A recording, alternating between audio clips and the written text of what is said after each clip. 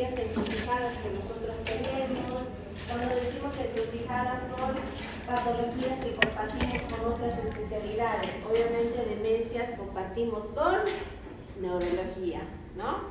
Y un paciente con una demencia puede ser tratado por el neurólogo o por el psiquiatra. Normalmente acuden más al neurólogo y cuando hay alteraciones de la conducta es cuando acuden al psiquiatra. Bien, para nosotros en el Kaplan está dentro de los trastornos cognitivos, neurocognitivos mayores, ¿verdad? Y son para nosotros tres: delirium, demencia y otros trastornos cognitivos. Delirium vamos a ver en la clase de urgencias, o sea, la próxima clase vamos a estudiar delirium junto con urgencias porque termina siendo una urgencia de delirium. En cambio, la demencia no es tanto una urgencia, a no ser que venga el paciente a consultar. En realidad no va a venir el paciente, muy probable que lo lleven los familiares por un trastorno grave de la conducta. Por ejemplo, un paciente con demencia que se haya escapado de la casa, un paciente con demencia que haya agredido a la enfermera, un paciente con demencia que no pueda dormir a la noche, ¿no? O sea, alteraciones graves ya son como relativamente urgencias y por eso vienen a consultar. Bien, entonces miren que en 1980, hace mucho tiempo, ¿quién ha nacido en 1980?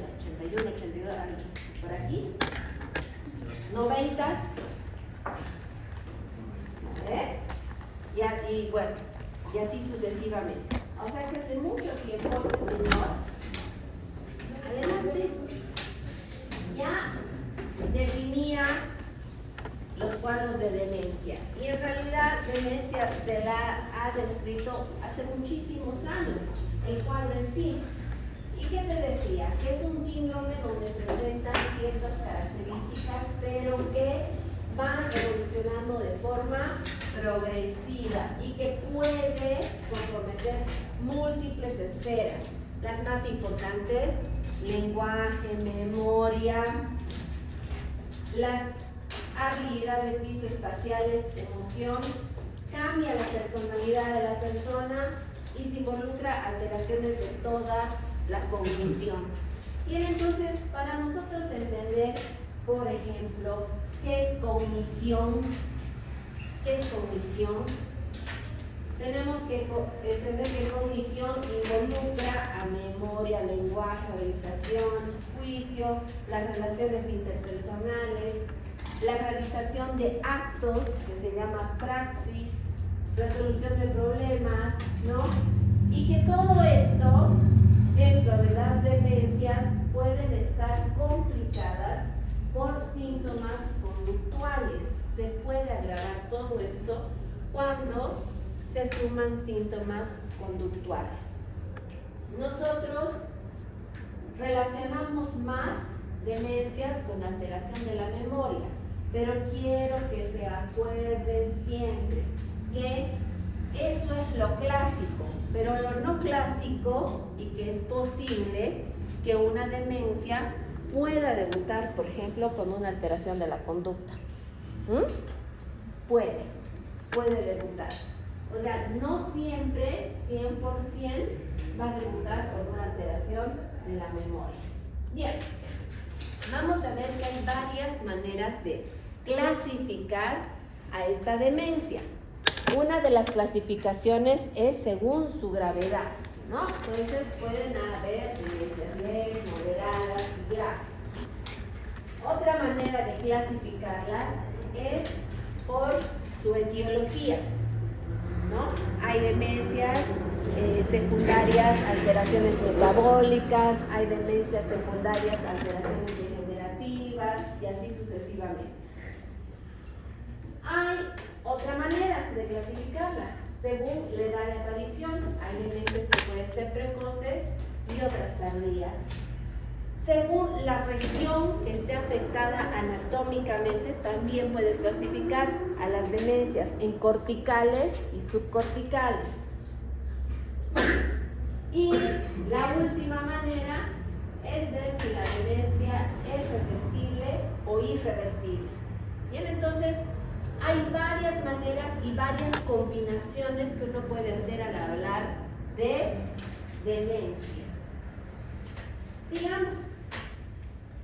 La forma clásica de clasificar una demencia es en relación al lugar, a la región afectada.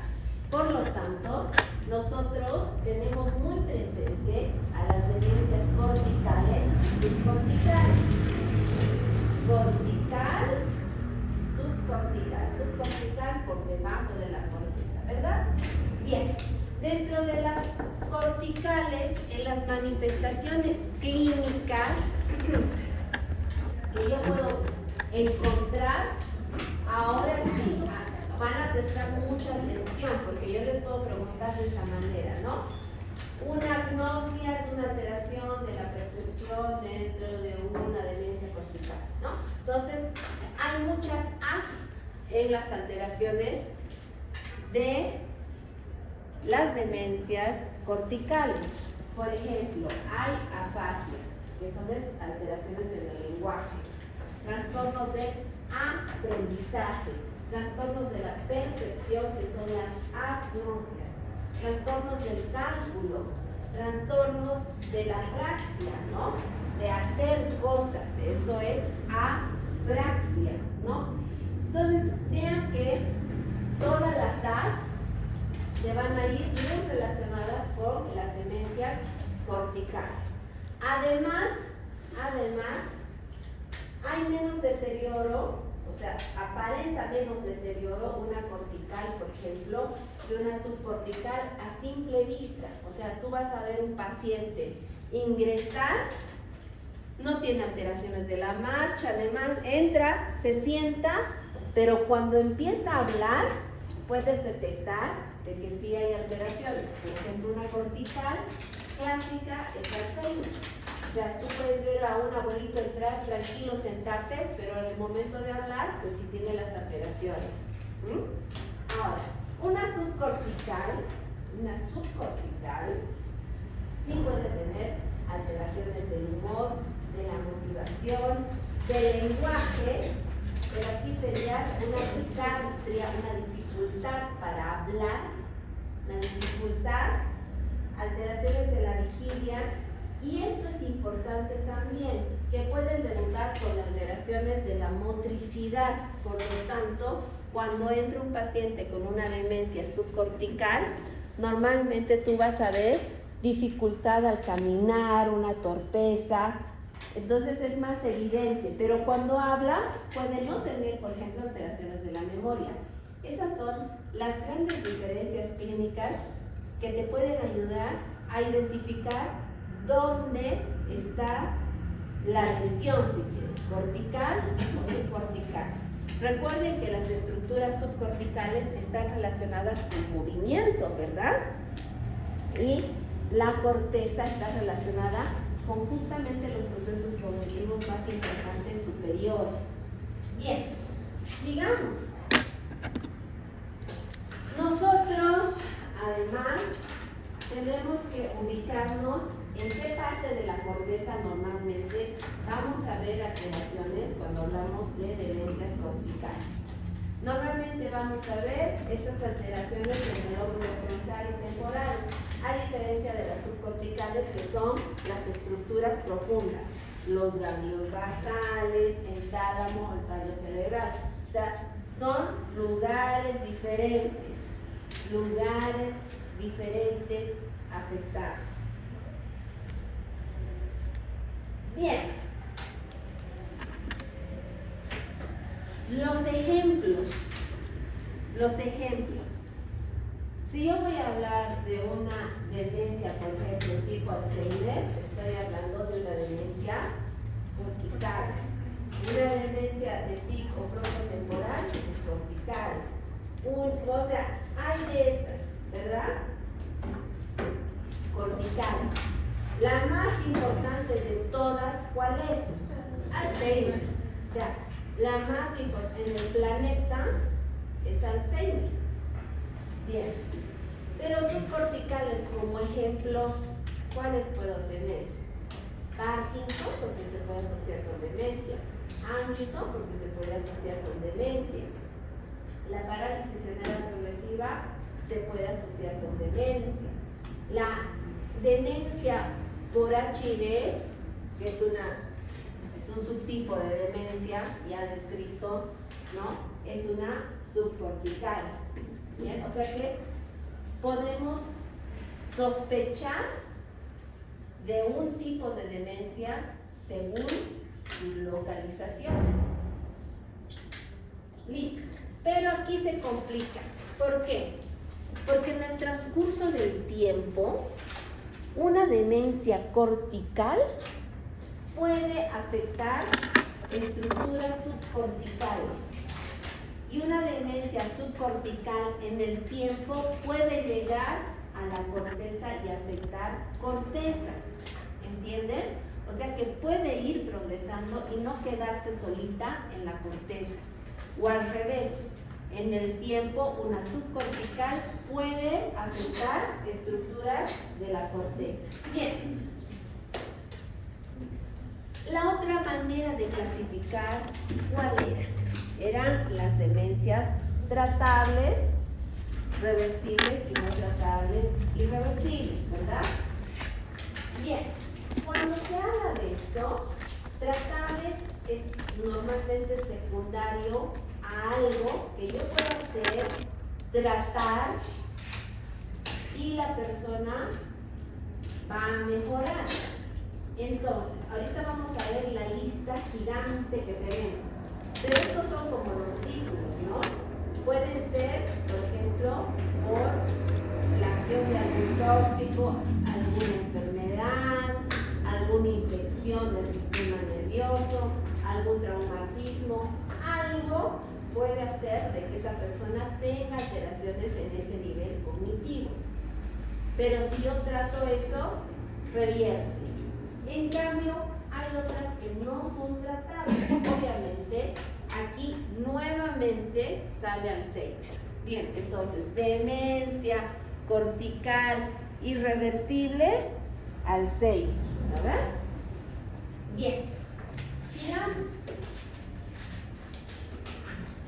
Para recordar, entonces, las demencias corticales se relacionaban mucho con las AS, que era agnosia, apraxia, amnesia. ¿No ven? Sí, con muchas de las AS se relacionan. Eso, por favor, no se vayan a olvidar. En cambio, las subcorticales, más relacionadas con la atención, con la vigilia, con la psicomotricidad. Por favor, ¿listo? Sigamos. Pero además, nosotros podemos tener demencias que son primarias, por ejemplo, una degenerativa. O también podemos tener demencias vasculares, que son secundarias a una alteración vascular en nuestra cabecita. Y secundarias a otra patología, como habíamos dicho, alguna infección, algo. Bien. La número 1 en el planeta, Alzheimer. Número 2, vascular. Número 3, mixta. Alzheimer más vascular. Porque claro, alguien con Alzheimer además puede tener una predisposición, una enfermedad vascular y hacer microinfartos y se vuelve una mixta. ¿Bien? Sigamos. Ahí están entonces las degenerativas, que son las primarias, que tengo como ejemplo en las corticales a la enfermedad de Alzheimer. Entonces vamos a repasar.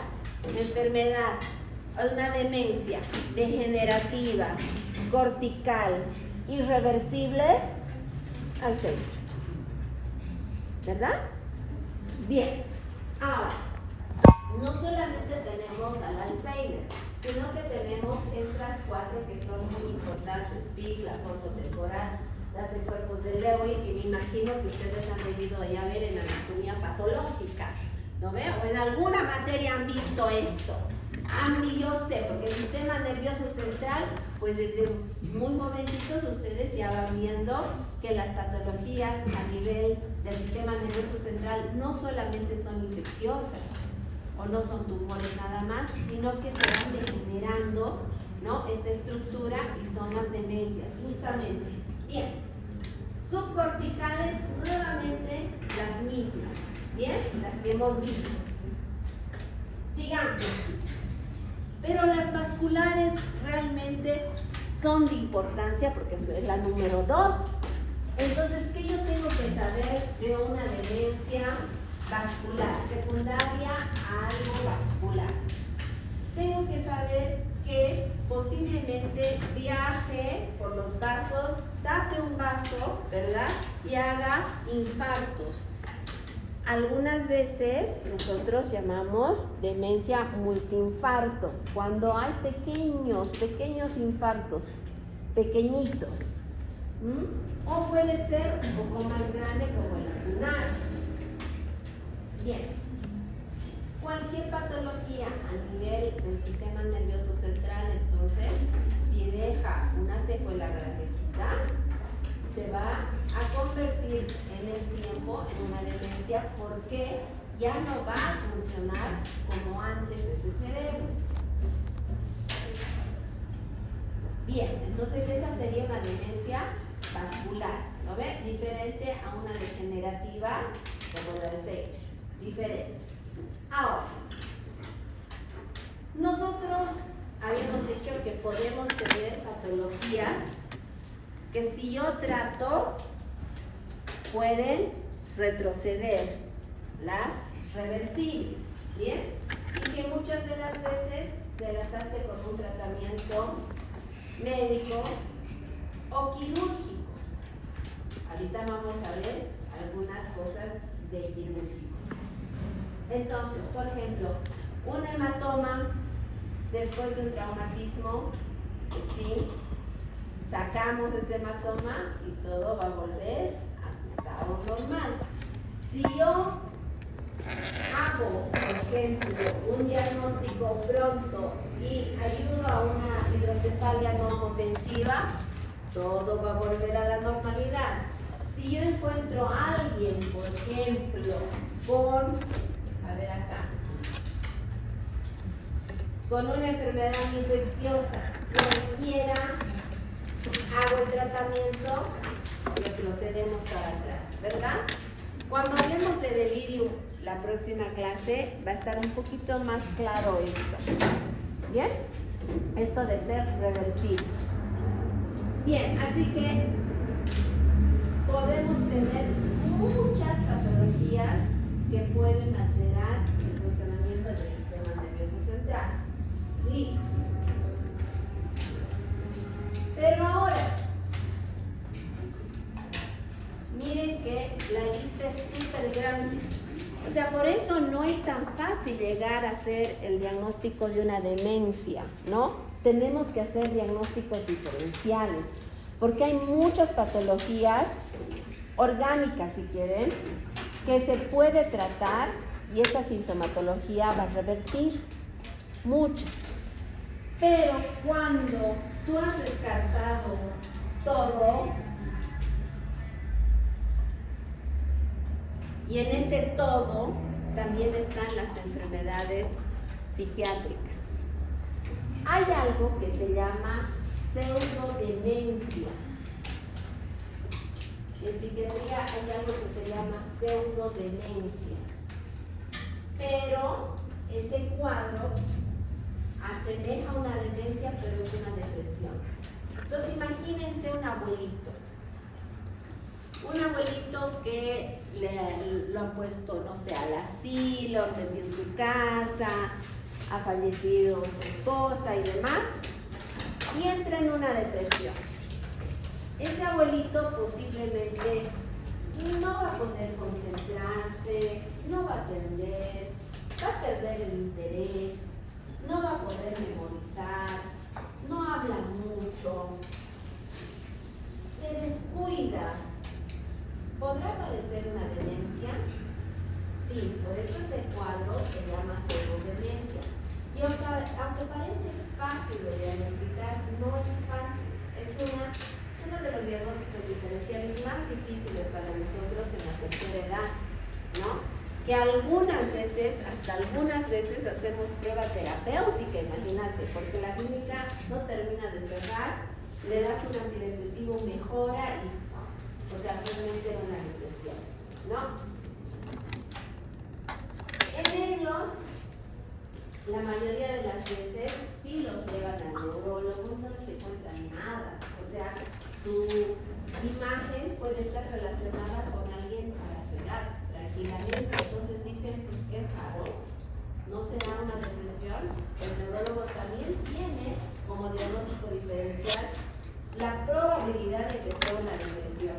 Bien, así que no se olviden preguntar a alguien que venga con síntomas de estas características que parece una demencia, su estado afectivo. Bien, su estado afectivo es importante. Bien, pero acá viene lo bueno. Ustedes ya han estudiado esto, los exámenes complementarios. Para el ICO 2 es el tema que va a entrar al examen final. Bien. Y entonces, para hacer, por ejemplo, un pesquisaje en demencias, uno realiza un mini-mental. El mini-mental está elaborado para detectar alteraciones cognitivas, déficit cognitivos para nosotros. ¿Bien? El mini-mental no está acá. El mini-mental es un test con varias preguntas, evalúa ciertas esferas y no es que te hace un diagnóstico, pero te acerca mucho, ¿no? O sea, si un abuelito viene y te dice, estoy preocupado porque no me acuerdo las cosas, ya no me acuerdo mucho los teléfonos, yo era muy bueno memorizando, si tú le haces un mini-mental tienes algo objetivo para ver. El mini-mental tiene rangos, ¿no? Y cuando tiene un deterioro cognitivo leve, moderado, severo, ya sabes hacia dónde tienes que derivarlo, ¿no? Todo médico general tiene que estar capacitado para hacer un mini-mental. El mini-mental requiere no mucho tiempo, pero la destreza de ustedes al hacer una y otra y otra y otra vez, ¿no? Hace que sea más sencillo. Bien. Pero además de eso, ya lo habíamos hecho en mini-mental, le hemos pedido exámenes complementarios que para nosotros, según nuestra clínica, son necesarios, por ahí un hemograma, un hepatograma. ¿Le puedo pedir? En demencias, neuroimagen pesa mucho. ¿Bien? Neuroimagen es una de las pruebas que nosotros, ante una sospecha, se pide. Ahora, ¿qué tipo de neuroimagen ustedes conocen? La resonancia, la tomografía, el PET, el SPECT. Bien. Pero nosotros, ¿a qué podemos aspirar? A una tomografía o una resonancia, ¿verdad? Bien. Eso es importante, chicos. Muy importante. ¿Cuándo yo voy a pedir una tomografía? ¿Cuándo voy a pedir una resonancia? ¿Bien? El tema de hoy es demencias, que estamos hablando mucho de Alzheimer. O sea, sí voy a intentar que este paciente se haga una resonancia magnética. Bien. Voy a hacer todo lo posible. ¿Listo? Ahora, una tomografía, pues más bien si alguien tiene un accidente y está hablando con incoherencias, va muy bien una tomografía, es más económica y nos va a ayudar a hacer el diagnóstico, ¿no? Una hidrocefalia, los infartos múltiples, una neoplasia, van bien con una tomografía. Pero si estoy sospechando de algo degenerativo, de una enfermedad degenerativa, intento que se haga una resonancia magnética. ¿Bien? Ahora, ciertas situaciones tienen ciertas características especiales en la tomografía o en la resonancia. Por ejemplo, ahorita vamos a ver una imagen de Alzheimer que van a ver cómo es que realmente cambia la morfología del cerebro, realmente cambia. Sí, van a ver que sí, pero que por ejemplo, cuando yo estudio los ganglios basales, sospechando de una subcortical en un Huntington, también se pueden ver cosas especiales en la neuroimagen. Ahora, para los problemas vasculares también nosotros tenemos exámenes de imagen que se le pide, ¿verdad? Entonces, no estamos tan lejos tampoco. Obviamente siempre, incluso en este campo, la clínica es muy importante, como en toda psiquiatría. ¿No ve, Valeria? ¿No ve? Muy bien. Entonces, los cambios estructurales son muy importantes al momento de realizar una neuroimagen. Obviamente nosotros en psiquiatría hacemos el minimental y demás, compartimos el paciente con neuro. Si estamos en un hospital polivalente, se hace el trabajo conjunto con el neurólogo para ver de qué se trata, ¿no? Hasta que se llegue al diagnóstico. Ahora, vean de que no solamente es Alzheimer, aunque sea la más frecuente en el planeta, también tengo que estar pensando en los otros tipos de demencia, que tienen en la clínica algunas diferencias y en su anatomía patológica pues también. Ustedes ya han visto en anatomía patológica, me imagino. ¿Por qué pedimos otros exámenes complementarios? Un rayos X de todo, así, y toda la cosa, porque pueden haber patologías que asemejen la sintomatología de una demencia. Bien, pero esta diapositiva a mí me gusta mucho porque vean cómo es la diferencia, ¿no? Realmente, en la enfermedad de Alzheimer, ¿ustedes qué encuentran? Las placas, los ovillos, Tau está presente en Alzheimer. ¿Dónde voy a buscar? ¿Dónde busco? Nosotros ¿dónde buscamos? Habíamos dicho a nivel temporal, ¿no? En cambio, en la demencia frontotemporal es algo diferente, porque nosotros tenemos a las proteínas Tau, ¿sí? Aquí eran los ovillos Tau, aquí las proteínas Tau, y también tenemos la DDP43, o sea que tiene algo de diferente, no es igual. Por ejemplo, la frontotemporal tiene una clínica un poco diferente, aunque comparten alteraciones de la memoria, de la conducta y demás. Por ejemplo, la frontotemporal para nosotros tiene más dificultades en la planificación, organización, mucho problema con el comportamiento. Como es frontotemporal, se desinhibe pronto los pacientes, o sea, realmente cambian, pueden ser más impulsivos, hablar malas palabras, ¿no? Los problemas del movimiento, manos temblorosas, problemas del lenguaje, ¿no? O sea, vean que hay ciertas cosas en la clínica que me ayudan a hacer diagnóstico diferencial, porque a este nivel, como que no voy a poder sacar un pedazo del cerebro y verlo, ¿ve? En la anatomía patológica es muy difícil. Las de cuerpos de Lewy, que ustedes han visto. Aquí las de cuerpos de Lewy, lo que nosotros tenemos anormal es esta proteína alfa-sinucleína. Y entonces afecta a los segundos mensajeros. Diferente. Y la demencia vascular, ni qué decir. Cuando tenemos un accidente cerebrovascular, ustedes saben que hay un accidente cerebrovascular isquémico y hemorrágico. ¿Cuál es el más frecuente? Isquémico, ¿verdad? Bien, entonces podemos tener esas placas ateromitóxicas ahí acá en nuestro cerebrito. No puede llegar sangre. ¿Y qué pasa? Esa parte de nuestro cerebro pues no va a funcionar como tendría que funcionar. Bien, incluso en la edad de aparición hay diferencia. Vean que la frontotemporal tiene un inicio mucho más antes que el Alzheimer. Aunque el Alzheimer está relacionado con la edad, a partir de los 60 es más probable que aparezca el Alzheimer bendito. Cada año que pasa y uno se hace más viejito, pues también aumenta el riesgo. ¿Qué tenemos que saber de Alzheimer? ¿Qué tenemos que saber? Alzheimer tiene una fuerte carga genética importante. Nosotros no tenemos todavía marcadores, ¿no? Acá, pero en otras partes del mundo sí se puede hacer, ¿no? El marcador genético.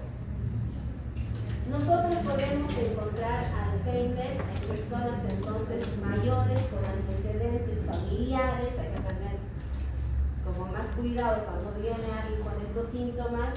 Y además, chicos, cuando viene a la consulta, el paciente ya ha empezado sus síntomas años antes. Y la anatomía patológica mucho antes todavía. O sea, ya hay cambios, pero no hay síntomas clínicos. Aparecen los síntomas clínicos y parece algo acorde a la edad. Pero la diferencia empieza aquí, cuando esto empieza a progresar lentamente, pero progresa, ¿no? Y puede llegar a deteriorar mucho a una persona. Aquí es el quiebre. Porque todos nosotros no vamos a conservar nuestra memoria, ¿no? En algún momento va a haber un quiebre. ¿Por qué? Porque no vamos a producir la misma cantidad de neurotransmisores, no vamos a tener la misma forma, si quieren, de sus receptores, se hacen más planitos. Eso nos va a pasar. Pero aquí hay un quiebre. No quiere decir de que nosotros no tengamos los ovillos, por ejemplo. Sí, se hacen los ovillos, pero el Alzheimer es mucho más, muchísimo más. Es anormal la cantidad, ¿no? Bien, entonces Alzheimer, algo para estudiar, algo para entender, algo para saber que es una enfermedad progresiva, que hasta ahorita no tenemos un tratamiento para revertir, no hay, no existe. Tenemos tratamiento que ahorita vamos a ver para hacerlo un poco más lento, ¿no? Y que nosotros podemos ver aumento de los surcos cerebrales, aumento del tamaño ventricular. ¿Se acuerdan de la imagen? Esta, ¿no? Entonces acuérdense de esto. Nosotros podemos ver microscópicamente el flujo de los ovillos, las proteínas tau y demás. Pero lo que a mí me interesa es que ustedes recuerden de que hay un cambio anatómico estructural realmente visible. Por eso es que neuroimagen para nosotros, justo en esta patología, es importante. Aunque esta persona esté debutando con alteraciones de la memoria y tú no veas un cambio importante en el tiempo, tú sí vas a ver y vas a poder comparar. Por eso es que nosotros les hacemos guardar sus imágenes así como oro, porque nosotros tenemos que ir comparando y viendo qué es lo que pasa. Ahora, hay estructuras muy involucradas. Lóbulo temporal, como les dije, ¿qué hay ahí adentro? Hipocampo. Imagínense, amígdala. Hay muchas cosas por dentro de este lugar, del lóbulo temporal por adentro, que son muy importantes para nosotros. O sea, imagínate que le pase algo al hipocampo relacionado con la memoria. Algo malo va a pasar. Amígdala, afectada la amígdala, ¿de qué se encargaba? De las emociones, ¿verdad? El miedo y demás. Estas personas no, pues sí, tienen alteraciones severas en estas estructuras. Ahora,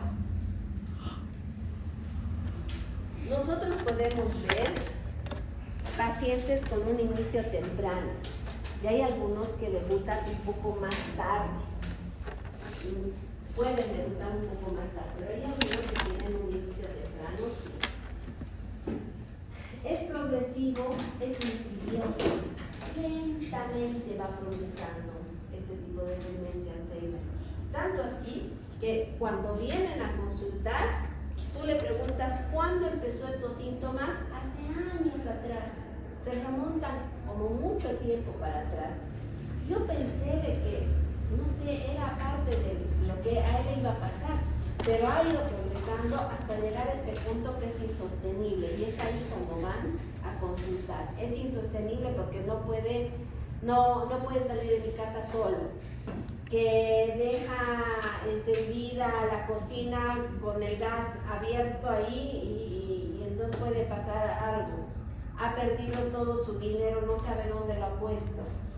Bueno, ahí llegan a consultar, pero antes pasó mucho tiempo. ¿Qué más? Las dificultades nésicas, ¿no? Son una de las primeras cosas que detecta la familia.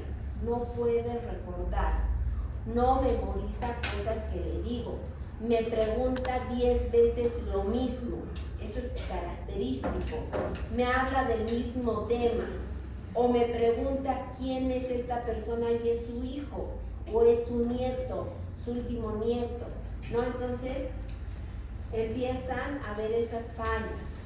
¿Qué más? ¿El paciente se puede volver inflexible y rígido? Sí. No le gusta que le cambien las rutinas, porque si le cambias, como es algo nuevo, no puede adaptarse. Entonces, ¿qué es lo que les decimos a la familia? Trate de no cambiarle, por ejemplo, de domicilio. Si es necesario que, no sé, entre a un lugar de reposo, tratamos de que lleve todo lo que más quiere, lo más familiar, allá. O sea, tienen que ir con su edredón, llevamos cosas, con su lámpara, para que no aprenda cosas nuevas, ¿no? Sino que más bien pueda mantener las cosas que él ya conoce, que se respete sus horarios. O sea, va a ser bien difícil, como es inflexible, de que él se adapte a los horarios de este lugar X, ¿no? Yo le pido que ese lugar X se adapte a la persona mayor. O sea, él almorzaba 11:30. No, pero aquí se almuerza 1, ¿no? O sea, tengo que tratar de que se mantengan sus horarios, por ejemplo. Listo. ¿Qué además? A ver, el consumo de alcohol. No. Tratamos de que no. O sea, no bebidas alcohólicas en este tipo de pacientes, ¿verdad? A ver, interrupción de rutinas, ya les he dicho. ¿Puede olvidarse de los cuidados de higiene personal? Sí. La respuesta es sí. Por eso es que conforme va pasando el tiempo va a necesitar apoyo de terceros. Por lo tanto, nosotros cuidamos mucho a quien cuida al paciente. Para nosotros se llama el cuidador, y el cuidador es tan importante como el paciente con demencia, ¿sí? Porque el cuidador puede cansarse, ¿no? Y en ese momento, ¿quién va a cuidar de esta persona con demencia? Entonces, cuidamos al cuidador. El cuidador tiene que tener unos horarios tranquilos, un tiempo de descanso, tiene que, y para eso nosotros llamamos a la familia y se trabaja con la familia, mucho, ¿no? O sea, si tiene 7 hijos, no puede ser que uno se haga solo cargo de él. Tengo que hablar con los 7 y organizar, ayudarles a organizar. Si tienen dificultades, para eso estamos nosotros, ¿no? Para ser intermediarios. ¿Puede equivocarse en la manera de vestirse? Sí, definitivamente. Ustedes van a ver pacientes que pues sí pueden tener, no sé, el pantalón sobre su pijama, su chompa al revés, puede tener muchas fallas, ¿no? O sea que son detalles que uno va viendo. ¿Pueden tener ideas delirantes y alucinaciones? Sí, hasta en cierto porcentaje puede unirse ideas delirantes y alucinaciones. Las alucinaciones normalmente son visuales, no tanto auditivas. Habíamos dicho que los pacientes con enfermedad mental o esquizofrenia es más frecuente las alucinaciones auditivas, unas voces tienes decir qué hacer, puedes ser demandado. En cambio, ellos tienen más alucinaciones visuales, Uno de los delirios más importantes es el de Capgras. ¿Verdad?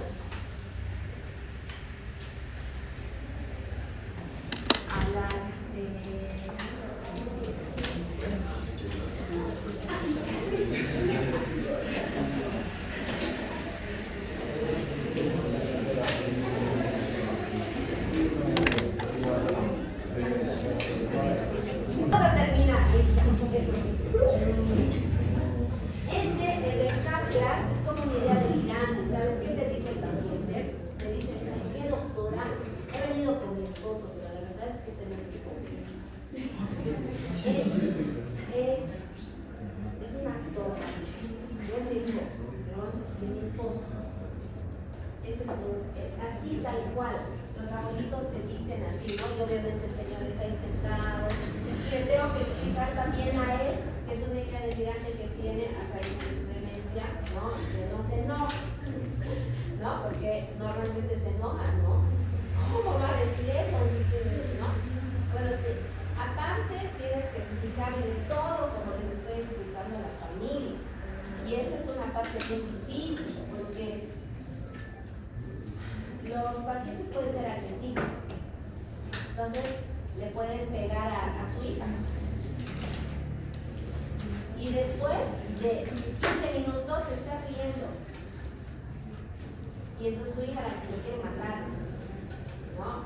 Y yo le tengo que decir no, porque es parte de la demencia.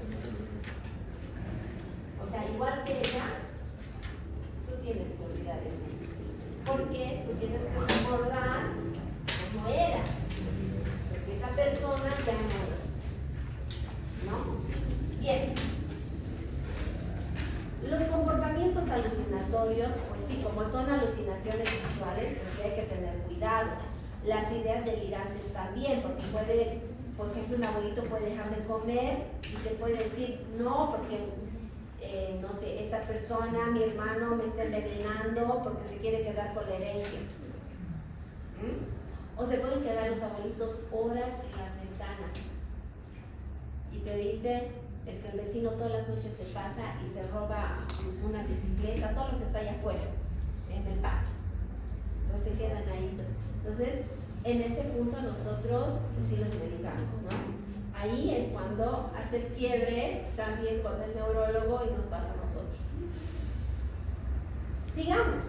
Pueden deambular por la casa, sí. Y esto es un dato muy... Como hay que tener mucho cuidado con estos pacientes que deambulan. ¿Por qué?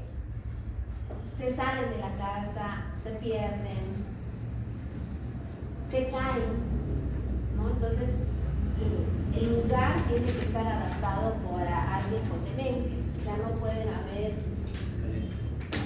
escaleras, pisitos, felpudos, se va a caer, en el baño para bañarse, ¿no? Tiene que haber algo para que se pueda agarrar, ¿no? Porque son como muy movedizos ellos. Bien. Bueno, hay muchas cosas que uno puede tomar en cuenta en relación a las alteraciones cognitivas de los pacientes con Alzheimer. Habíamos dicho de que pueden tener alteraciones de la memoria, alteraciones del lenguaje, alteraciones en realizar las cosas, en las actividades motoras. A ver, eso de planificación, por ejemplo. Él puede saber que es un fósforo, pero si tú le dices que enciende un fósforo, sabe como separado, sabe que ese es el fósforo, sabe del cerillo y ahí está la cocina. Pero no puede planificar esa secuencia de abrir, hacer esto, abrir el gas y encender, digamos. Esa secuencia no. O sea, puede ver el papel higiénico, sabe que es el papel higiénico, pero no sabe la secuencia de cómo limpiarse. Entonces llegan a eso. O sea, llegan tanto en que está su almuerzo, su cucharita, tienen hambre pero no pueden hacer esa secuencia. ¿Sí? Es terrible, ¿verdad? Por lo tanto, por eso nosotros cuidamos, todos nosotros en psiquiatría cuidamos al cuidador. Porque tiene que estar presente en esos detalles, ¿no? Para comer, para lavarse los dientes, ver el cepillo de dientes, ver, porque no lo ve, ¿no? Pero no puede hacer toda esa operación. Agnosia, fallo en el reconocimiento o identificación de los objetos, a pesar de que el procesamiento sensorial está bien. A ver, si yo meto mi mano en este estuche, yo no estoy viendo nada, ¿no ves? Digo, esto es un corrector. Esto es un borrador. No hay nada grave acá. Esto es una tijera. ¿Cómo va a ser un paciente con agnosia?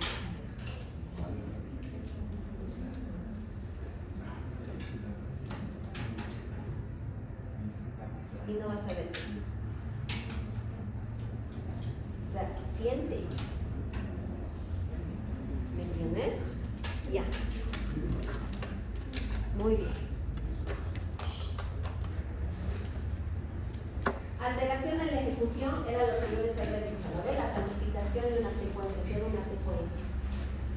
Y bueno, provoca un deterioro en todo sentido. Obviamente laboral, aquí tenemos que hacer un punto. Hay personas de 70 años que trabajan. 75, 80. Sí. ¿A qué edad puede empezar una demencia? O sea, clínicamente, 50, 60. O sea que si empezó a los 60 su clínica así muy solapada, llegó a los 70 y sigue trabajando, está complicado, ¿verdad?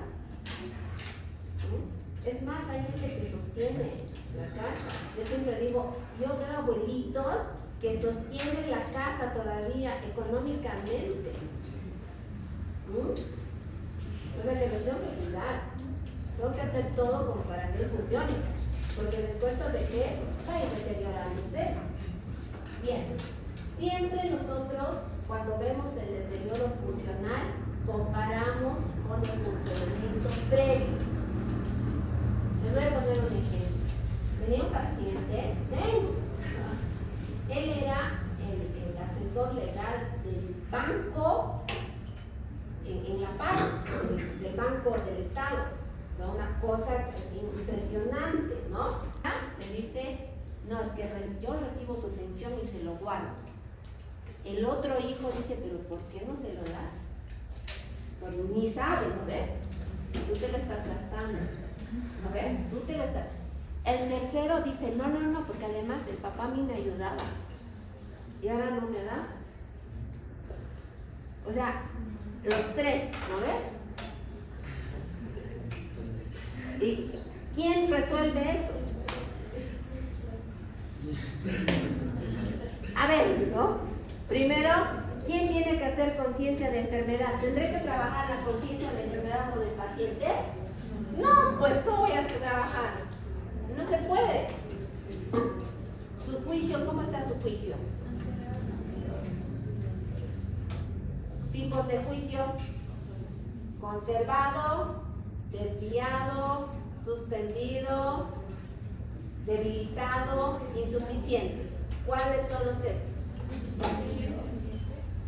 Debilitado. Ya sé que les voy a preguntar en el... ¿Estás grabando? ¿Sí? Ya sé que les voy a preguntar. Bien. Al principio se podrán poner tristes.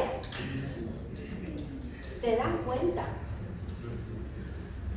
Se dan cuenta. Qué terrible es cuando alguien le dice, ¿sabes qué? Tienes Alzheimer. O sea, no hay nada que se pueda hacer. O sea, aquí por lo menos en Bolivia no tenemos los marcadores genéticos, en otras partes del mundo sí, ya saben que en algún momento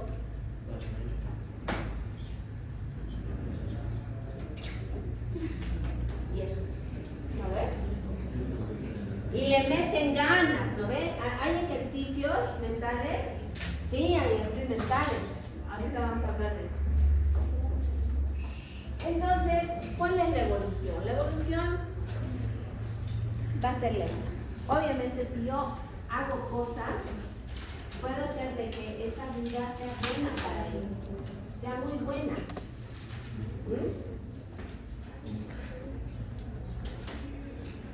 Y por eso tenemos dos tipos de tratamiento. Un tratamiento que es farmacológico y otro que es no farmacológico. Cuando hablamos del tratamiento no farmacológico, pues sí tenemos que hacer estimulación cognitiva terrible. Aquí en Cochabamba ya tenemos, y hay gente que va a domicilio incluso a hacer la estimulación cognitiva. Una y otra vez, una y otra vez, una y otra vez. Nosotros, por ejemplo, también tenemos que decirle al paciente que haga una dieta saludable, ¿verdad? Porque habíamos dicho que en el Alzheimer también puede tener una demencia vascular. A ver, una isquemia, factores de riesgo. ¿Cuáles son? Fibrilación auricular. Para una isquémica. ¿Y cuándo se da eso? ¿Qué características tiene este paciente? Obesidad, sedentario,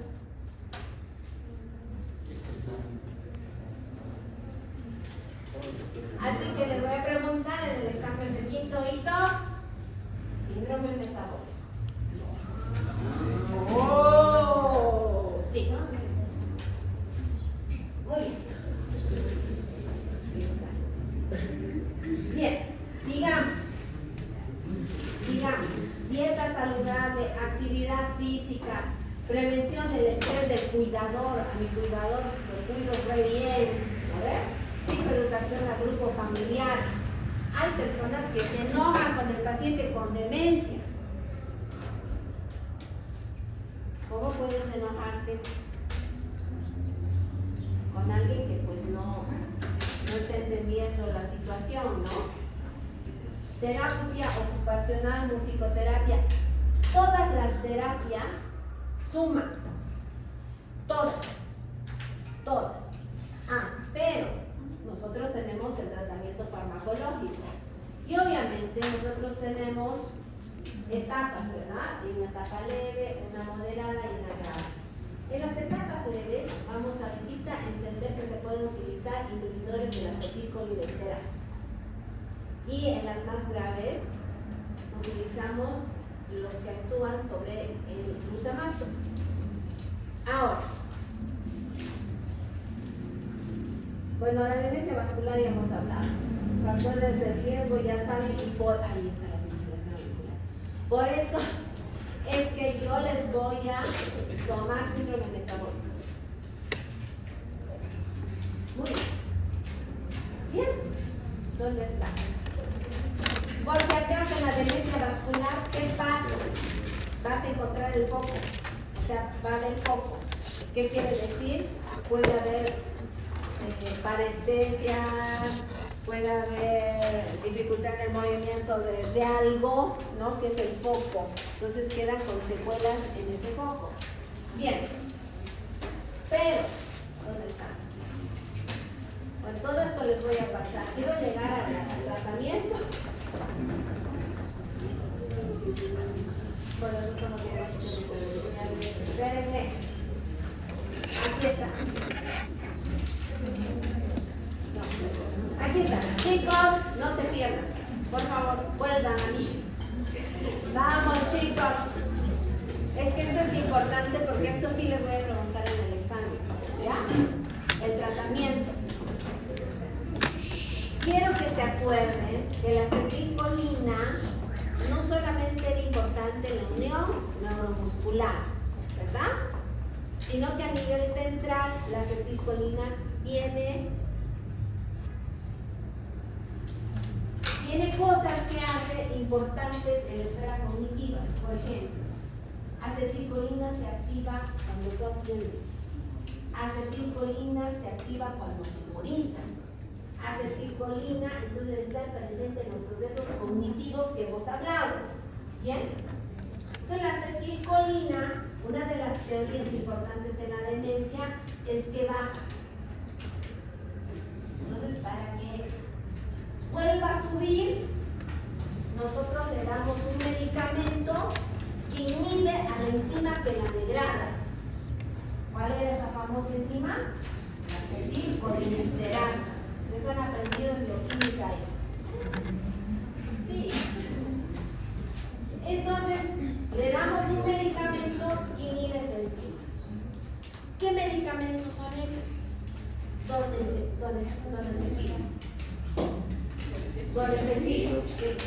Donepezil, galantamina, ribastigmina. De estas tres, la que se usa en el planeta entero, donepezil. Estas sí están acá también en bolígrafo, por si acaso, la ribastigmina ya llegó. Muy buena, muy buena. Pero ahora, viene el segundo grupo, José María, te cuento. Representante del segundo grupo, memantina. Memantina actúa como antagonista del receptor N-metil de aspartato. Y este receptor es el más estudiado del neurotransmisor glutamato. O sea que hay dos teorías. Dice, ¿está mal la acetilcolina o está mal el glutamato? ¿Bien? Entonces, del primer grupo, donepezilo, ribastigmina, galantamina. ¿Mecanismo de acción? Inhibidores. Pero el Mauricio, si contesta mal esto en el examen, le voy a decir, ¿sabes qué? No reclames. Mauricio, no reclames. Bien.